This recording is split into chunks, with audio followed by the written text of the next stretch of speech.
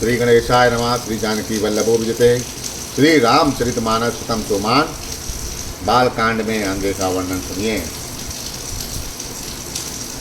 जान सुअवसरु सिय तब पठहि जानक जनक बुलाई। चतुर सखी सुंदर सकल सादर चली लेवाई। तब सुअवसर जानकर जनक जी ने सीता जी को बुलावा भेजा। सब चतुर और सुंदर सखियां आदर पूर्वक उन्हें लिवाने ले गईं। सिय शोभा नहीं जाए बखानी, जगदम्बिका रूप गुण खानी। उपमा सकल मोहि लघु लागी, प्राकत नारी अंग अनुरागी। रूप और गुणों की खान जगत जननी जानकी की शोभा का वर्णन नहीं हो सकता। उनके लिए मुझे सब उपमाएं तुच्छ लगती हैं, क्योंकि वे लौकिक स्त्रियों के अंगों से अनुराग रखने वाली हैं, अर्थात वे जगत की स्त्रियों के अंगों को दी जाती हैं। काव्य की उपमाएं सब त्रिगुणात्मक मायिक जगत से ली गई। उन्हें भगवान की स्वरूप शक्ति श्री जगतजननी के अप्रकट चिन्मय अंगों के लिए प्रयुक्त करना, उनका अपमान करना और अपने को उपहास्पद बनाना है। सिय बर नहीं तई उपमा देई, कुकबि कहाई यजुष को लेई। जो पटि तरई तीय समसिया, जग असीस जग अस जुबति कहाँ कमनिया। सीता जी के वर्णन में उन्हीं उपमाओं को देकर कौन कुकवि कहलाए और अपयश का भागी बने। यदि किसी स्त्री के साथ सीता जी की तुलना की जाए तो जगत में ऐसी सुंदर युवती है ही कहाँ जिससे सीता जी की उपमा की जाए। गिरा मुखुर तन अरद अरद भवानी, रत यति दुखित अतुत पति जानी। विषबारुणी बंधु प्रिय जेही, कहाई रमा सम किम भय देही। पृथ्वी की स्त्रियों की तो बात ही क्या, देवताओं की स्त्रियों को भी यदि देखा जाए तो हमारी अपेक्षा कहीं अधिक दिव्य और सुंदर हैं। तो उनमें सरस्वती तो बहुत ही बोलने वाली हैं। पार्वती अर्धांगिनी हैं, अर्थात अर्धनारी नटेश्वर के रूप में उनका आधा ही अंग स्त्री का है, शेष आधा अंग पुरुष या शिव जी का है। कामदेव की स्त्री रति पति को बिना शरीर का या अनंग जानकर बहुत दुखी रहती है, और जिनके विष और मद जैसे यदि समुद्र से उत्पन्न होने के नाते प्रिय भाई हैं, उन लक्ष्मी के समान तो जानकी जी को कहा ही कैसे जाए। जो छवि सुधा पयो निधि होई, परम रूप में कच्छप सोई। शोभा रज मंदुरु सिंगारू, मथय पानी पंकज निज मारू। जिन लक्ष्मी जी की बात ऊपर कही गई वे निकली थीं खारे समुद्र से, जिसको मथने के लिए भगवान ने अति कर्कश पीठ वाले कछुए का रूप धारण किया। रस्सी बनाई गई। विषधर वासुकी नाग की मथानी का कार्य किया। अतिशय कठोर मंद्रांचल पर्वत ने उसे मथा। सारे देवताओं और दैत्यों ने मिलकर उसमें मथा। जिन लक्ष्मी जी को अतिशय शोभा की खान और अनुपम सुंदरी कहते हैं, उनको प्रकट करने में हेतु बने ये सब असुंदर अस्वाभाविक ही कठोर उपकरण। ऐसे उपकरणों से प्रकट हुई लक्ष्मी जी श्री जानकी जी की समता को कैसे पा सकती हैं। हाँ, इसके विपरीत यदि छवि रूपी अमृत का समुद्र हो, परम रूप में कछुआ हो, शोभा रूप रस्सी हो, श्रृंगार रस या पर्वत हो, और उस छवि को समुद्र स्वयं कामदेव स्वयं कामदेव अपने ही कर कमल से मथें, तो उनकी तुलना की जा सकती है। यही विधि उपजय लक्षितम, सुंदरता सुख मूल। तदपि सकोच समेत कवि, कहाँ सीय समतूल। इस प्रकार जब सुंदरता और सुख की मूल लक्ष्मी उत्पन्न हो तो भी कवि लोग उसे संकोच के साथ सीता जी के समान ही कहेंगे।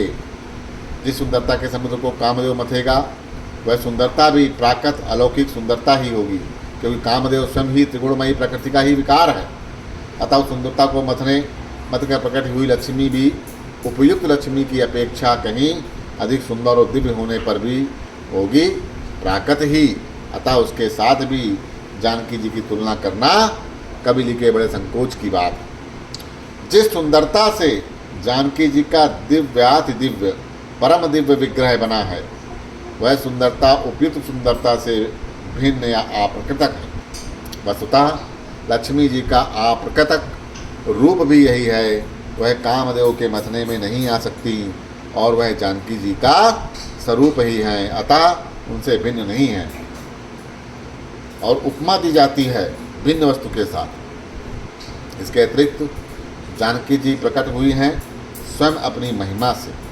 उन्हें प्रकट करने के लिए किसी भिन्न उपकरण की अपेक्षा नहीं, अर्थात शक्तिमान से अभिन्न अद्वैत तत्व है। अतएव अनुपमेय यही गूढ़ दार्शनिक तत्व भक्त शिरोमणि कवि ने इस अभूतोपाल अलंकार के द्वारा बड़ी सुंदरता से व्यक्त किया।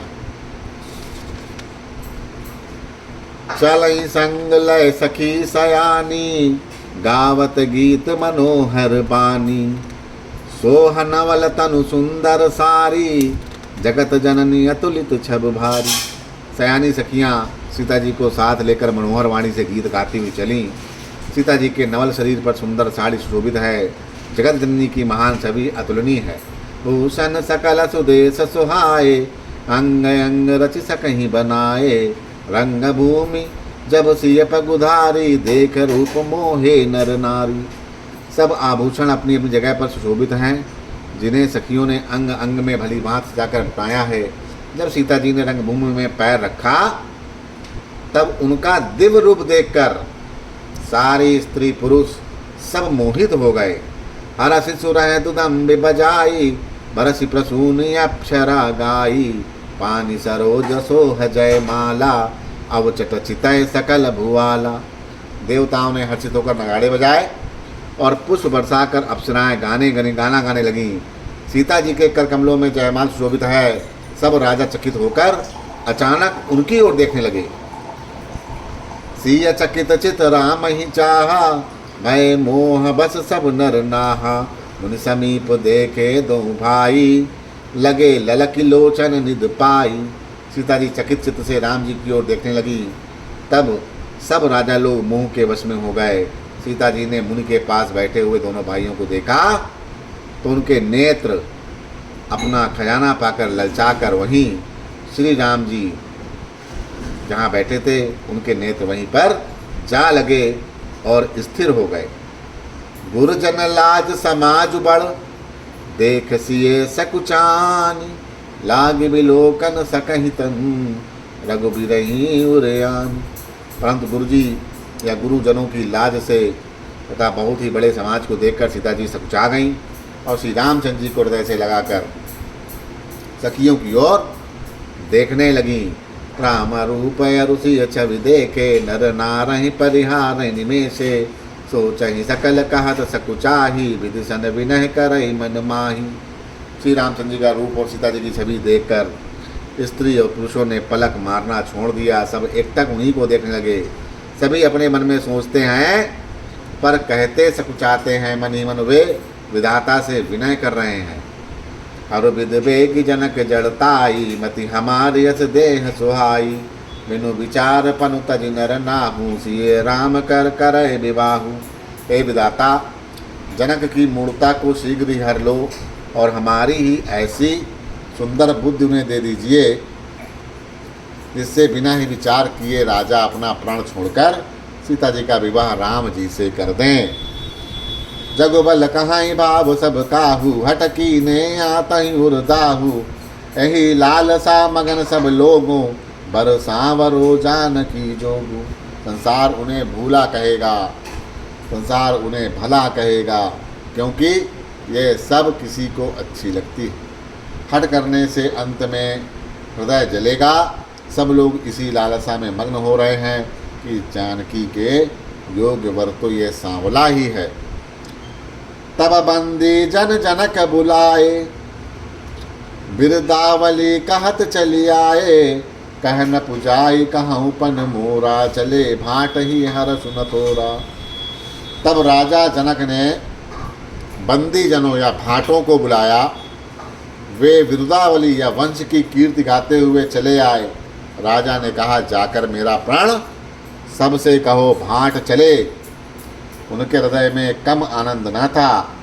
बोले बंदी बचन बर, सुनहु सकल महिपाल, पन विदेह कर कहाँ हम, भुजा उठाए विशाल। भाटों ने श्रेष्ठ वचन कहा, हे पृथ्वी की पालना करने वाले सब राजगण सुनिए। हम अपनी भुजा उठाकर जनक जी का विशाल प्रण कहते हैं। नप भुज बल विदु सुधन राहु, गरहु कठोर विदित सब काहू। रावण बानु महाभट भारे, देखि सरासन गांव सिधारे। प्रजाओं की भुजाओं का बल चंद्रमा है, शिव जी का धनुष राहु है, वह भारी है, कठोर है, यह सबको विदित है। बड़े भारी योद्धा रावण और बाणासुर भी इस धनुष को देखकर गांव से या चुपके से चलते बने। उसे उठाना तो दूर रहा, छूने तक की हिम्मत नहीं हुई। सोय पुरार को दंडु कठोरा, राजा समाज आज जोई तोरा। त्रिभुवन जय समेत बैते ही, बिन ही विचार बरई हटते ही। उसी शिव जी के कठोर धनुष को आज इस राज समाज में जो भी तोड़ेगा, तीनों लोकों की विजय के साथ ही उसको जानकी जी बिना किसी विचार के हठपूर्वक वरण करेंगी। सुनिपन सकल भूपय अभिलाषे, बटमानी अतिशय मन माके। परिकर बादी उठे अकुलाई, चले ईश देव सिर नाई। प्रण सुनकर सब राजा ललचा उठे। जो वीरता के अभिमानी थे वे मन में बहुत ही तमतमाए, कमर कसकर अकुलाकर उठे और अपने ईश देव को सिनवाकर चले। तमकिता की तक शिव धन धरही, उठ न कोई भांति बलु करही। जिनके कछु विचारु मन माही, चाप समीत मही पुन जाही। वे तमक कर बड़े ताव से शिव जी के धनुष को देखते हैं, फिर निगाह जमा कर उसे पकड़ते हैं करोड़ों भांति से जोर लगाकर, पर वह उठता ही नहीं। जिन राजाओं के मन में कुछ विवेक है वे धनुष के पास ही नहीं जाते। तमक दरहि धनु मूल नप, उठै न चलही लजाई। मनहु पाय भट बाहु बलू, अधिकु अधिकु गरुआई। वे मूर्ख राजा तमक कर किटकिटा के धनुष को पकड़ते हैं, परंतु जब नहीं उठता तो लजा कर चले जाते हैं, मानो वीरों की भुजाओं का बल पाकर वह धनुष और अधिक से अधिक भारी होता जाता है। भूप सहस दस एक ही बारा, लगे उठावन टरई नटारा। डगई न शंभु सरासनु कैसे, कामी बचन सती मनु जैसे।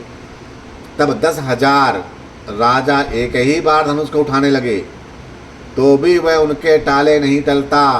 शिव जी का वह धनुष कैसे नहीं डिगता, जैसे कामी पुरुष के वचनों से सीता का मन चलायमान नहीं होता। सब नप भय जोग उपहासी, जैसे बिनु विराग सन्यासी।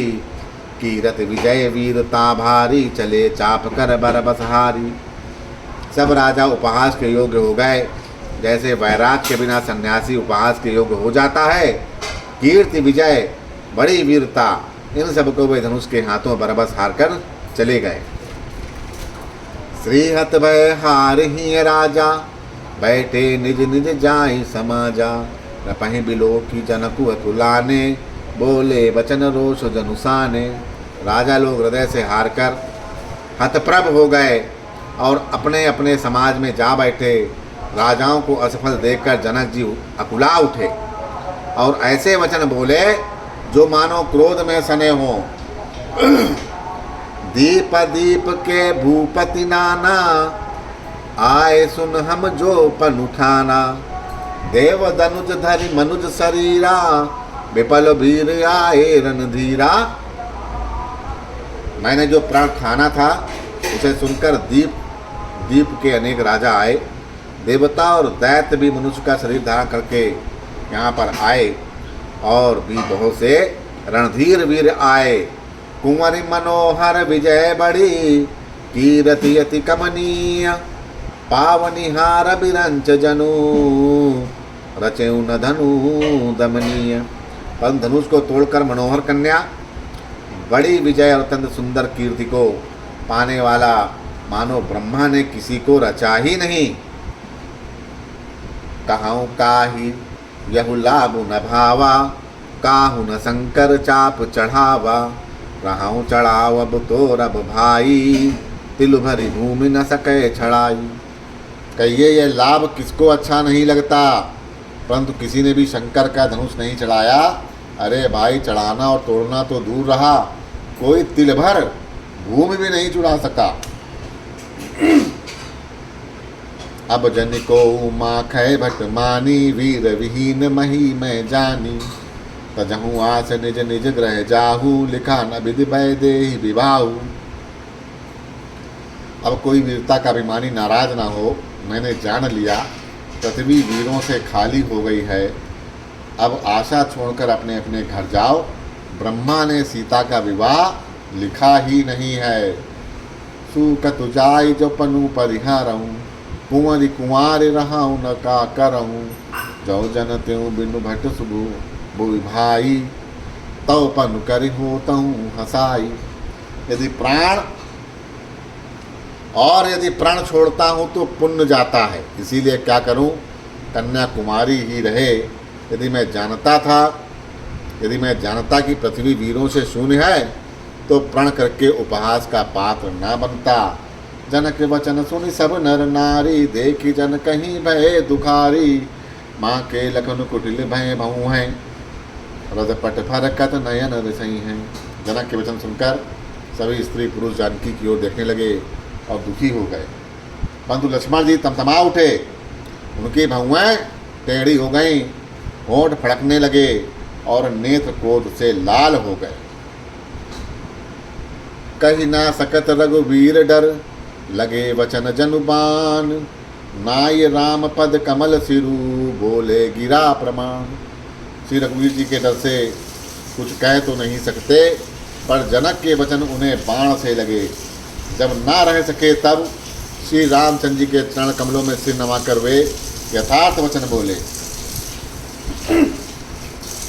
रघुपति हैं महु जह को होई, तही समाज अस कहाँ न कोई, कही जनक जसी अनुचित बानी, विद्यमान रघुकुल मन जानी।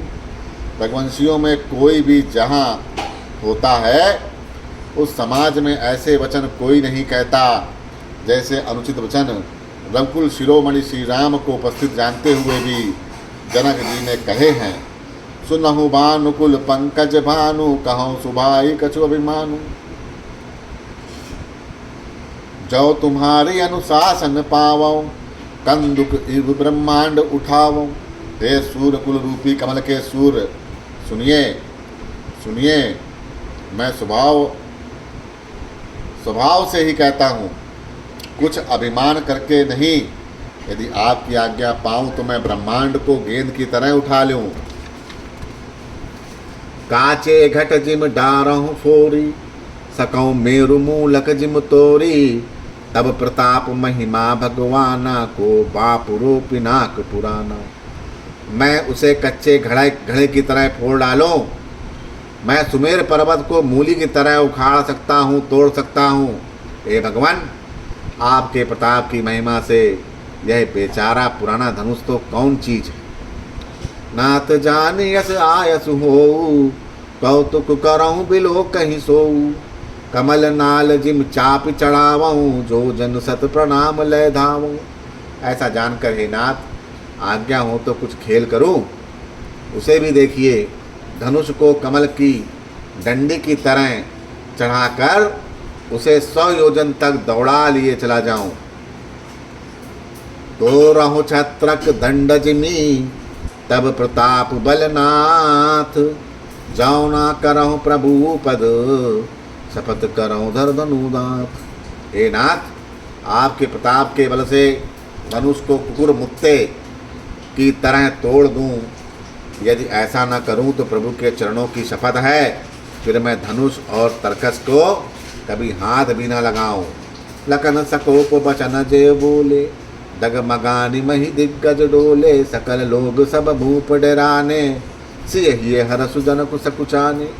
ज्यों ही लक्ष्मण जी के क्रोध भरे वचन बोले, पृथ्वी डगमगा उठी, दिशाओं के हाथी कांप गए, सभी लोग और सब राजा डर गए। सीता जी के हृदय में हर्ष हुआ और जनक जी सकुचा गए। गुरु रघुपति सब मुनि मन माही, मुदित भये पुनि पुनि पुल काही। सैन ही रघुपति लखनु निवारे, प्रेम समेत निकट बैठारे। गुरु विश्वामित्र जी, श्री रघुनाथ जी और सब मुनि मन में प्रसन्न हुए और बार बार पुलकित होने लगे। श्री रामचंद्र जी ने इशारे से लक्ष्मण को मना किया और प्रेम सहित अपने पास बैठा लिया। विश्वामित्र समय शुभ जानी, बोले अति स्नेह मैं बानी। उठहु राम भंजहु भव चापा, मेटहु तात जनक परितापा। विश्वामित्र जी शुभ समय जानकर अत्यंत प्रेम भरी वाणी बोलते हैं कि हे राम उठो, शिव जी का धनुष तोड़ो और हे तात जनक का संताप मिटाओ।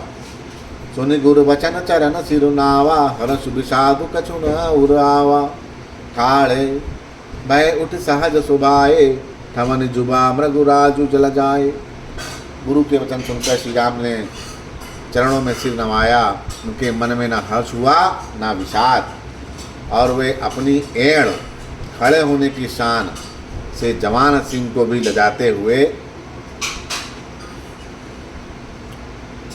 सहज स्वभाव से ही उठ खड़े हुए। उदित उदयगिरि मंच पर, रघुबर बाल पतंग।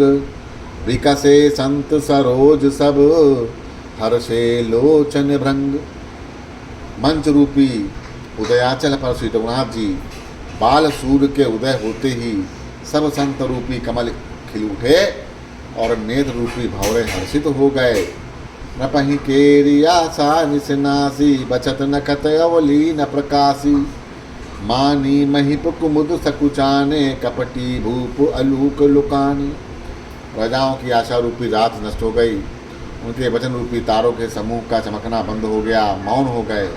अभिमानी राजा रूपी कुमुद संकुचित हो गए और कपटी राजा रूपी उल्लू छिप गए। भय विशोक कोक मुनि देवा, बरिसहि सुमन जना वही सेवा। गुरुपद बंद सहित अनुरागा, राम मुनि सब आय सुमागा। मुनि और देवता रूपी चकवे शोक रहित हो गए। वे फूल बरसाकर अपनी सेवा प्रकट कर रहे। प्रेम सहित गुरु के चरणों की वंदना करके श्री रामचंद्र जी ने मुनियों से आज्ञा मांगी। साजहि चले सकल जग स्वामी, मत्त मंजुबर कुंजर गामी। चलत राम सब पुर नर नारी, पुलक पूरी तन भय सुखारी। समस्त जगत के स्वामी श्री रामचंद्र जी सुंदर मत वाले श्रेष्ठ हाथी की सी चाल अपने आप स्वाभाविक ही चले। श्री रामचंद्र जी के चलते ही नगर भर के सब स्त्री पुरुष सुखी हो गए और उनके शरीर रोमांच से भर गए। बंद पितर सुर सकत संभारे, जो कुछ पुण्य प्रभाव हमारे। तौ से उधन मृणाल के नाई, तो रहु राम गणेश गोसाई। उन्होंने पितर और देवताओं की वंदना करके अपने पुण्यों का स्मरण किया। यदि हमारे पुण्यों का कुछ प्रभाव हो तो हे गणेश गोसाई रामचंद्र जी शिव जी के धनुष को कमल की डंडी की भांति तोड़ डालें। राम ही प्रेम समेत लखी, सकहि समीत बुलाई। सीता मातु स्नेह बस, बचन कहाए बिल खाई। श्री रामचंद्र जी को वात्सल्य प्रेम के साथ देकर और सखियों को समीप बुलाकर सीता जी की माता स्नेहवश बिलक कर विलाप करती हुई सी ये वचन कहती हैं। सखी सब कौतुक देख निहारे, जय कहावत हेतु हमारे। तो ना बुझाए कहूँ गुर पाही, ये बालक असहट भल नाही। ये सखी, ये जो हमारे हेतु कहलाते हैं, ये भी सब तमाशा देखने वाले हैं। कोई भी गुरु विश्वामित्र को समझाकर नहीं कहता कि ये राम जी ये बालक है, इनके लिए ऐसा हठ अच्छा नहीं। जो धनुष रावण और बाण जैसे दिग्विजय वीरों के हिलाए नहीं हिल सका, उसे तोड़ने के लिए मुनि विश्वामित्र जी का राम जी को आज्ञा दे दी और राम जी का उसे तोड़ने के लिए चल दिए। रानी को हट जान पड़ा, इसीलिए वह कहने लगी कि गुरु विश्वामित्र जी को कोई समझाता भी नहीं है। रावण बाण छुआ नहीं चापा, हारे सकल भूप करिदापा, सो धनुराज कुंवर कर देही, बाली मराल के मंदर लेही। रावण और बाणासुर ने धनुष को छुआ तक नहीं, सब राजा घमंड करके हार गए। वही धनुष इस कुमार राजकुमार के हाथों में दे रहे हैं। हंस के बच्चे भी कहीं मंदराचल पर्वत को उठा सकते हैं।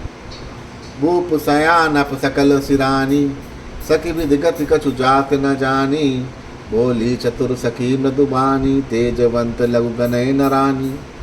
और तो कोई समझाकर कहे ना, राजा तो बड़े समझदार हैं और ज्ञानी हैं, उन्हें तो गुरु को समझाने की चेष्टा करनी चाहिए। परंतु मालूम होता है कि राजा का भी सारा सयानापन समाप्त हो गया। हे सखी, विधाता की गति कुछ जानने में नहीं आती है। कहकर रानी चुप हो रही है। तब एक चतुर सखी कोमल वाणी से कहती है कि हे रानी, तेजवान को छोटा नहीं गिनना चाहिए। कहे कुंभज कहे सिंधु अपारा, सो स्यों सुजसु सकल संसारा, रवि मंडल देखत लघु लागा, उदय तासु त्रिभुवन तम भागा। कहाँ घड़े से उत्पन्न होने वाले मुनि अगस्त्य और कहाँ अपार समुद्र, किंतु उन्होंने उसे सोख लिया था जिसका सुयस सारे संसार में छाया हुआ है। सूर्यमंडल देखने में छोटा लगता है, पर उसके हृदय में उदय होते ही तीनों लोकों का अंधकार भाग जाता है।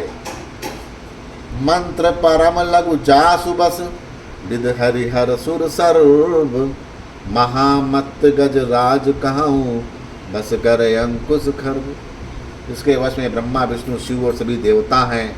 वह मंत्र अत्यंत छोटा होता है। महान मत वाले गजराज को छोटा सा अंकुश वश में कर लेता है। काम कुसुम धनुषायक लीने, सकल भुवन अपने बस कीने, देव तरय देव तजय संशय उस जानी, बन जब धनुष राम सुन रानी। कामदेव ने फूलों का ही धनुष और बाण लेकर समस्त लोगों को अपने वश में कर रखा है। हे देवी, ऐसा जानकर संदेह त्याग दीजिए। हे रानी सुनिए, रामचंद्र जी धनुष को अवश्य ही तोड़ेंगे। बोलो श्री वर रामचंद्र की जय।